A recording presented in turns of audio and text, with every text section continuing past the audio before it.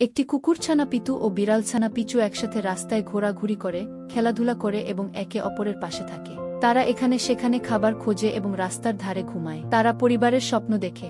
একদিন খেলার সময় তারা এক চঞ্চল কুকুরছানাকে দেখতে পায়, যার নাম বোবো।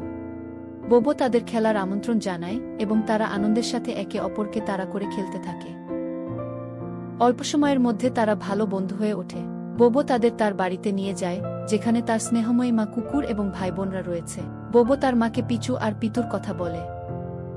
মা কুকুরটি পিতু আর পিচুকে আলতো করে শুকে নেয় এবং জিজ্ঞাসা করে, তোমাদের পরিবার কোথায়? পিতু মাথা নিচু করে আর পিচু তার লেজ জড়িয়ে ধরে বলে, তাদের কোনো পরিবার নেই, বাড়ি নেই, কেউ নেই। মা কুকুরটির মনে দয়া হয়। হঠাৎই বোবোর মা হেসে বলে, এখন থেকে তোমরা আমাদের পরিবারের অংশ। এই কথা শুনে পিচু আর পিতু আনন্দে মা কুকুরটিকে জড়িয়ে ধরে। পিচু আর পিতু তাদের স্বপ্নের পরিবার পেয়ে যায়।